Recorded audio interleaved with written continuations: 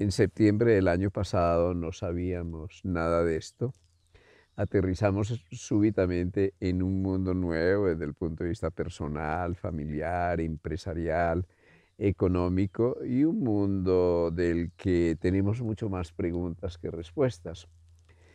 A mí me gustaría mucho que entre todos hoy habláramos de las perspectivas del futuro, pero en presente, y muy especialmente las perspectivas de la economía, porque obviamente si hay algún conflicto mayor, si hay una crisis mayor, esa se va a dar en la economía, se está dando en la economía, pero esa, aunque se vaya el virus, vamos a quedar con esa crisis por resolver. Así, Carlos Andrés, que tú que estás metido en ese mundo de la empresa, de las relaciones laborales, sería muy bonito que tú nos pudieras compartir tu punto de vista y que emprendiéramos un diálogo respecto a ese gran desafío de la economía. Bueno, no, muchas gracias.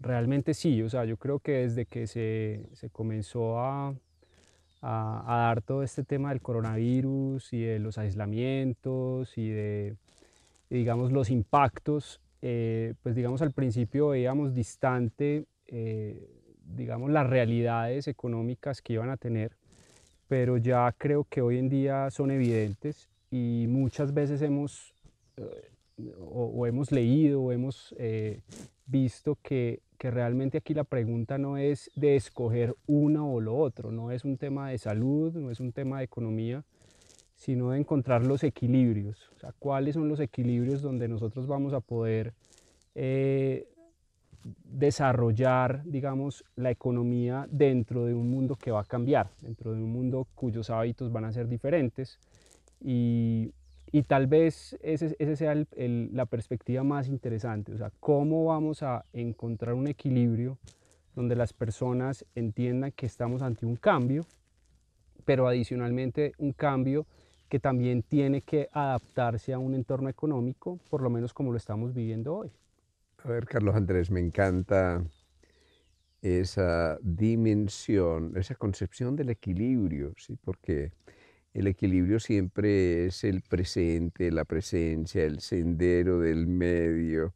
El presente representa la justicia, el equilibrio es como el fiel de la balanza. Y nosotros lo vemos en esta crisis. Hay gente que inclina la balanza de un lado, ¿no? El exceso de confinamiento o la balanza del otro lado. Aquí no ha pasado nada, salgamos todos. Pero este equilibrio, como todos los tipos de equilibrio, siempre es inestable, ¿no? ¿Cómo vamos equilibrando esas cargas? Que no solo se relaciona con la biología y el contagio, digámoslo así, sino que se relaciona con un tema clave y es el de la justicia y el de la justicia social, que tiene mucho que ver con las empresas, con el capital y con las relaciones laborales, por ejemplo. Yo me digo, el virus nos desequilibró, no, es que ya veníamos desequilibrados, veníamos así inclinados y una pequeña carga, llamémosla el virus, inclinó la balanza del lado de la caída y ahí estamos nosotros en ese proceso de caída y es donde tenemos que restaurar el equilibrio, que no es el equilibrio anterior, sino el nuevo equilibrio. ¿Cómo ves tú esto del nuevo equilibrio? Es decir, aceptando más allá, he aquí un señalador del desequilibrio, sí, aceptando más allá de los equilibrios injustos que habíamos establecido, que nos tenemos que inventar un nuevo equilibrio. Tú en ese mundo de la empresa y de la nueva economía, ¿cómo sería ese tipo de equilibrio al que nos tendríamos que dirigir? Bueno, no, yo digamos que creo que la respuesta y tal vez es la forma como debemos abordar ahora la empresa, pero no solamente la empresa desde la perspectiva económica, sino desde la perspectiva social, es la empatía.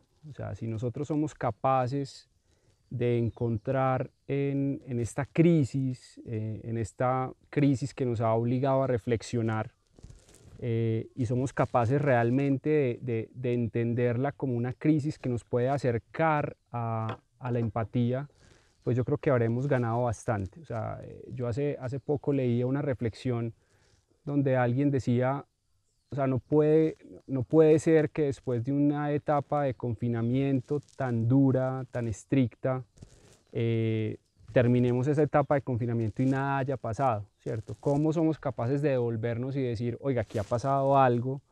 Y yo creo que ese algo, tal vez desde mi perspectiva, sería cómo somos más empáticos con lo que está pasando, cómo estamos más empáticos con nuestras relaciones laborales, cómo somos más empáticos con nuestras relaciones con el país, con el gobierno, con nuestros gobernantes, entendiendo que, por ejemplo, los gobernantes, para poner ese caso concreto, pues realmente están viviendo un momento donde es muy difícil que alguno quede tranquilo y que pueda decir son perfectos en sus decisiones. Siempre habrá quienes están de acuerdo, quienes están en desacuerdo, pero lo que habría que evaluar al final es realmente esas decisiones se están tomando desde un punto de vista empático, o sea, realmente estamos tratando de entender lo que le está pasando a las personas.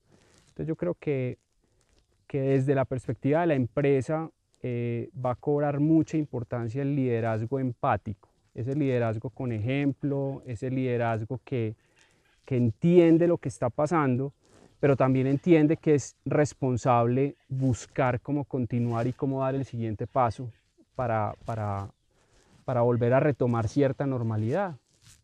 Eso me hace acordar, Carlos Andrés, alguna vez una falsa noticia respecto de un banco y miles, decenas de miles de personas fueron a retirar los fondos del banco. Y era una noticia falsa. ¿Qué quiere decir? Que aquí hay algo detrás de la empatía, de la simpatía, que es la fe, ¿no? Yo creo en ti. Yo creo en quien me gobierna, aunque se equivoca, porque es fiable, porque es confiable, porque no es un mentiroso, digámoslo así, porque vive de verdad, porque es auténtico. Así que para mí hay una cosa bien especial y es que la clave de la economía es la confiabilidad, es la confianza. Pero si nosotros nos detenemos en la confianza, eso parte de un sentimiento de resonancia armónica que llamamos la empatía, ¿sí? Si hay empatía con mi perro, pues a lo mejor se me brinca, se me salta encima, pero hay cariño, hay confianza. Si hay empatía con mi mascota, con mi mujer, con mi jefe, con mi compañero, con mi paciente, entonces nosotros empezamos a restaurar la balanza que está hecha de ese equilibrio armónico muy bonito en el que yo me comunico contigo y te respeto y acepto la diversidad y me enriquezco de tu presencia y tú te comunicas conmigo sin que yo tenga que perder mi individualidad. En ese sentido, la simpatía no establece esa cadena jerárquica de ordenamiento vertical al que nosotros estamos acostumbrados, ¿sí?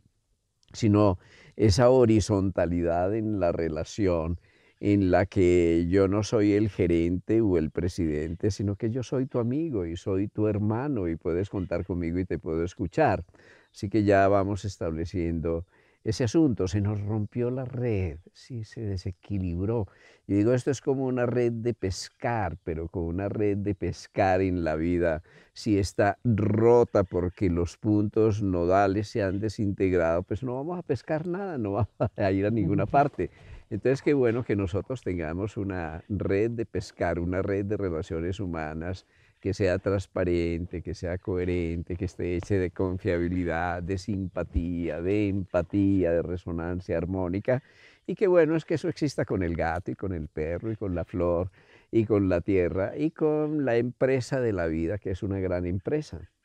Sí, y yo creo que es clave entender cómo el relacionamiento a través de vínculos de confianza termina siendo, pues no solamente la búsqueda permanente a nivel, digamos, empresarial, sino la búsqueda permanente también a nivel de sociedad. O sea, ¿cuándo lograremos que como sociedad confiemos en nuestros gobernantes, que los gobernantes confíen en los ciudadanos? Porque así probablemente ahora que nos situamos en las medidas de aislamiento y todo lo que se ha hecho para la pandemia, ¿cuántas de esas medidas se toman desde, digamos, un paradigma ya claro de que van a fallar? O sea, que la gente no va a cumplir con ellas, que la cultura no va a permitir que la gente use su tapabocas, que las personas tomen las medidas de distanciamiento, que las personas tomen las medidas de cuidado.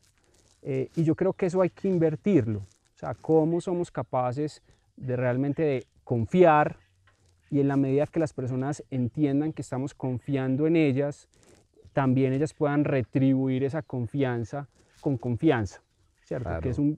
La confianza tiene que ser bilateral, tiene que ser bidireccional, y en este momento es fundamental, porque digamos en las compañías ahora que estamos como en una segunda etapa del aislamiento, donde ya digamos, empiezan a dar las oportunidades de operar, pero operar bajo protocolos muy estrictos, protocolos donde se tiene que tener claridad de que la compañía no está generando un entorno donde se pueda dar un contagio, pero también hay que entender que la compañía puede obrar bien en su protocolo, pero el mejor protocolo que puede tener la compañía es cómo realmente influencia al comportamiento de esa persona que ya cuando no está en la compañía tiene que salir y tiene que seguirse comportando con todos esos hábitos que se están tratando de desarrollar. Entonces la compañía se vuelve no solamente en un ente que quiere que las personas trabajen y laboren de una manera, digamos, saludable, sin ningún tipo de riesgo, sino que también se convierta en una semilla para que en el entorno de la compañía las personas también lo puedan irrigar con salud, que puedan comunicar los protocolos en sus casas, o sea, que en general se dé una cadena de cuidado, ¿cierto? Y creo que eso es lo Es que tenemos que lograr. muy bonito, porque eso significa que la empresa no es solo el edificio, ni son una serie de normas, ni es la aplicación de una cierta tecnología productiva, sino que la empresa incluye a sus obreros, incluye al staff directivo, pero incluye a todos los consumidores, incluye a toda la sociedad. Una empresa no termina en sus propios objetivos cerrados. Es una escuela, lo que estás diciendo es una maravilla, sí. Es que nosotros aprendemos en la casa, luego aprendemos en la escuela, luego emprendemos en la empresa, pero allí donde emprendemos aprendemos a realizarnos, a ser mejores seres humanos, a ser responsables, a convivir armónicamente en ese entorno laboral. Y eso obviamente va a retroalimentar de nuevo la familia. Así que yo salgo de la familia, yo me educo, yo emprendo en la empresa, pero desde ese emprendimiento me mejoro, me humanizo y salgo y retroalimento la familia. Así que tenemos esa reciprocidad hermosa entre la familia, la universidad, la escuela y la empresa, que se vuelve también una escuela de vida. Qué maravilloso sería que esto que llamamos ese reordenamiento del mundo tuviera en cuenta una cosa básica: es que una empresa es un órgano en este sistema vivo de la sociedad, y sin esos órganos nosotros no pudiéramos llegar a ninguna parte. Si lo miramos dentro de la célula, hay una cosa bien especial: la célula tiene fábricas, tiene empresas supremamente eficientes. Sin esas empresas, esas fábricas productoras de energía, que son las mitocondrias dentro de la célula no pudiera sobrevivir. La célula es como una ciudad o como un país que tiene centenares de fábricas que producen la energía que va a nutrir esa ciudad celular. Pero imagínate, en esta gran empresa que llamamos el organismo, trillones de células organizadas cooperativamente para enviar la energía y distribuirla exactamente donde se necesita. ¿Tú te imaginas un organismo donde el corazón diga: no, yo soy el que produzco la Mm. energía, yo me quedo con ella? O donde el hígado diga: yo soy el que le metabolizo y entonces yo me quedo con la energía. Pues obviamente íbamos a tener hepatopatías, cirrosis, infartos, síndromes metabólicos, sobrecargas, y llega un virus y señala precisamente que es que estamos mal preparados para los momentos de crisis. Pero cuando la energía está adecuadamente distribuida en el plano del organismo, en el plano de la célula y los tejidos, y en el plano social, nosotros estamos preparados para afrontar las crisis y emerger a un nuevo nivel de aprendizaje.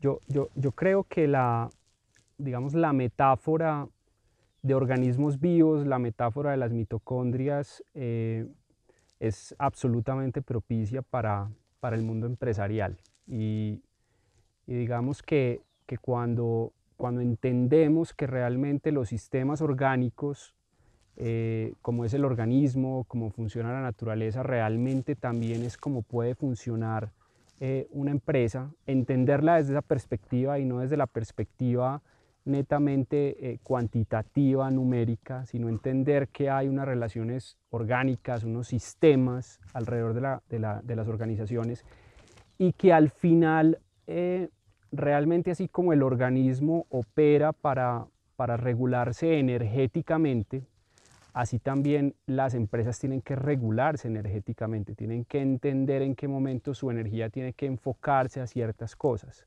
Y por eso yo creo que esa metáfora en este momento puede ser muy interesante de abordar y de entender en el sentido de cómo, cómo los sistemas orgánicos se preparan para sobrevivir. O sea, esas cadenas, las mitocondrias, como cuando el organismo está enfermo, cuando el organismo tiene una necesidad de enfocarse en sobrevivir, que seguramente muchas empresas hoy tienen esa necesidad. O sea, muchas empresas hoy dejaron de vender por un periodo de tiempo, ven su demanda caída, etcétera, etcétera, etcétera. Y cómo abordarlo desde una metáfora del organismo, donde el organismo diga, oiga, cuando yo como organismo estoy como un sistema total, estoy sintiendo que estoy bajito, que mi demanda está bajita, cómo el organismo es capaz de enfocar todos sus sistemas en sobrevivir. Y tal vez eso pueda servir, digamos, a los que estamos más en el mundo de la empresa, cómo esa metáfora del organismo pueda verse en la empresa. O sea, una empresa cómo debe prepararse para sobrevivir, porque yo creo que el organismo nos puede dar muchas lecciones alrededor de lo que tal vez como empresas debemos interpretar como organismos vivos que son las empresas. El organismo es una maravilla, sí. Como empresa es una maravilla. Yo creo que sí.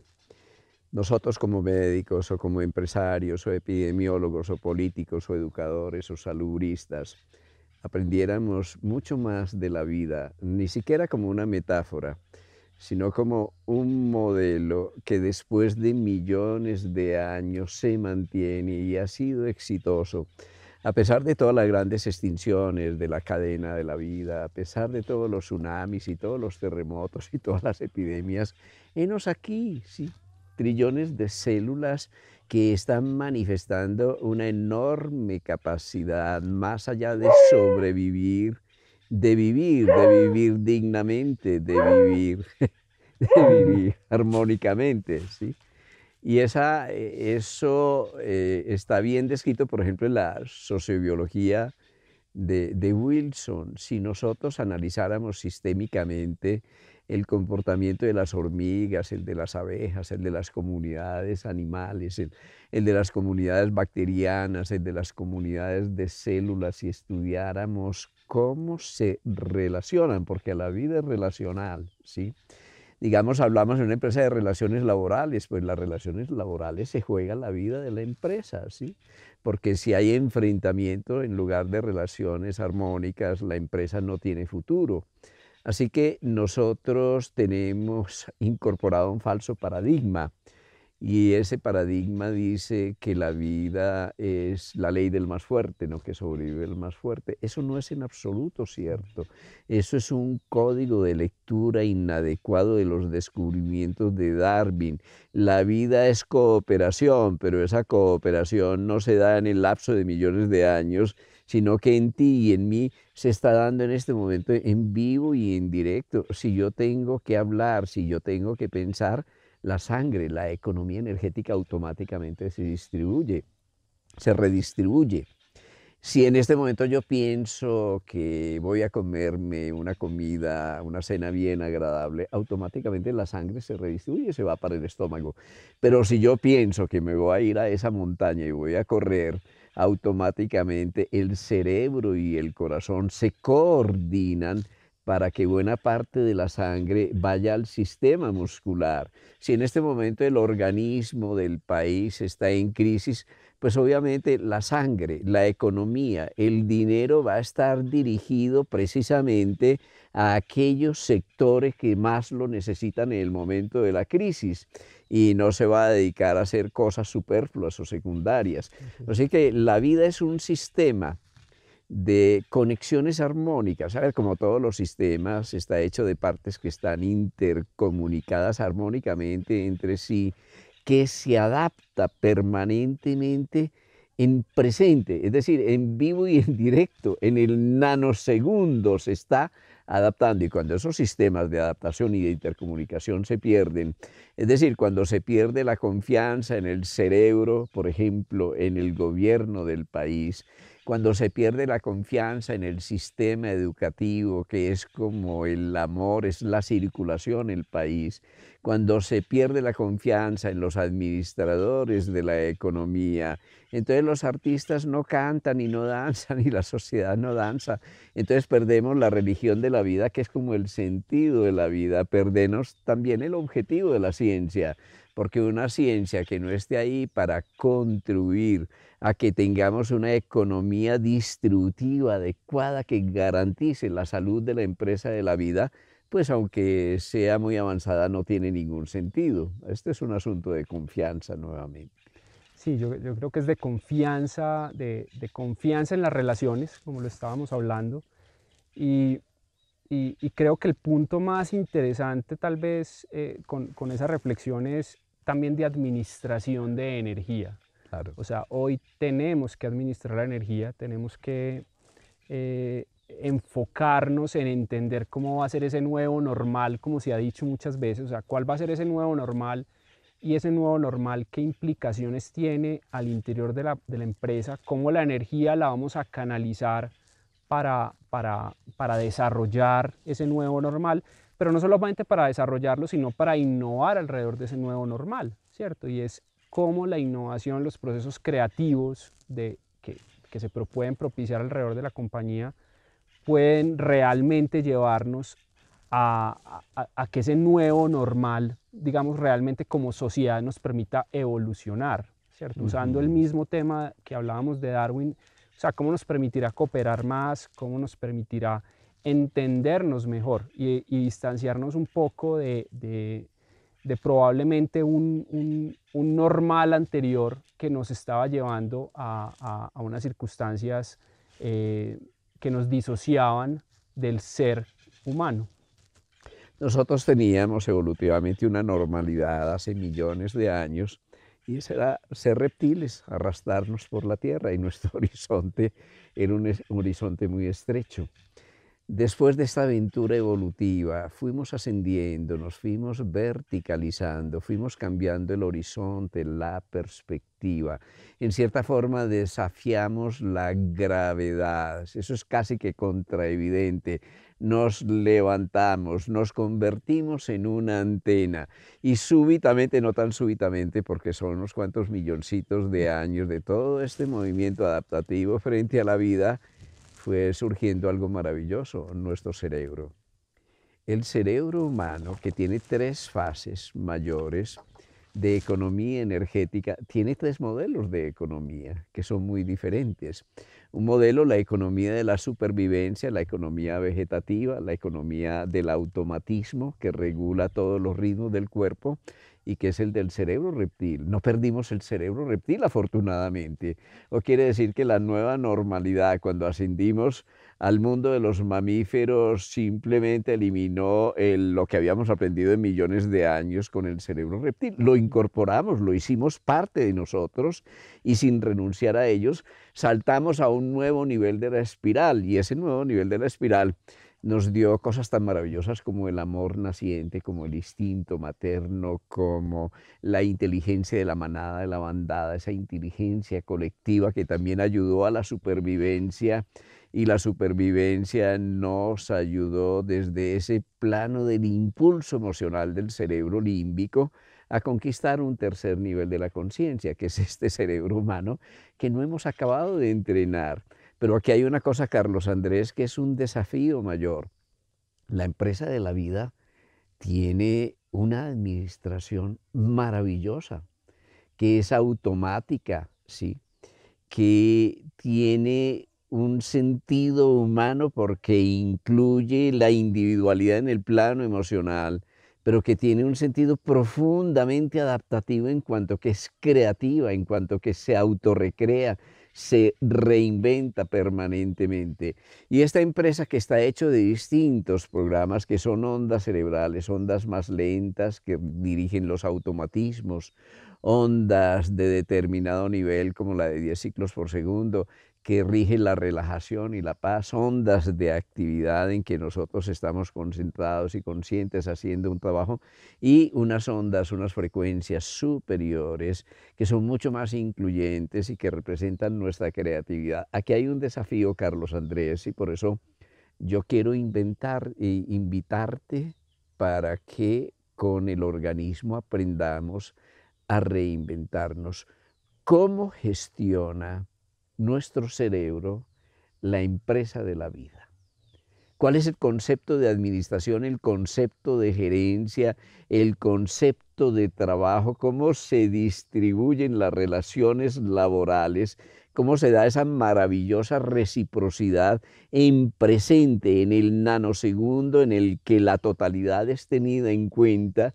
Y cómo este maravilloso instrumento genera trillones de empresas en el seno del cuerpo sincronizándolas, que son todas las células de nuestro cuerpo. Así que ahí tenemos un gran desafío, es una aventura apasionante y yo quisiera invitarte, muchas gracias por acompañarnos, espero que nos sigas acompañando y quisiera invitarte para que en la próxima vez hablemos un poquito de gerencia y administración, de eso que tú sabes, que yo no sé nada, pero a mí me encantaría verlo desde la perspectiva de la empresa del organismo humano, que es una empresa maravillosa. Muchas gracias. No, por supuesto, pues un gusto y un placer y un honor. Pero adicionalmente yo creo que esa invitación tiene que mediar en algo que en algunos momentos hemos conversado y que creo que puede ser un paso siguiente, y es hablar de la comunicación. O sea, cómo, porque al final la gerencia, el liderazgo es comunicación. O sea, si hablamos de la comunicación, de las relaciones, de cómo los organismos, los órganos se comunican, cómo son capaces de entender cuál es su función, pero también cuando esa función no está bien, cómo también son capaces de comunicar que no están bien, ¿cierto? Y eso creo que nos puede dar unas luces muy interesantes alrededor del tema de la gerencia de la empresa. Entonces, muchas gracias y con seguridad podemos seguir conversando muy bien.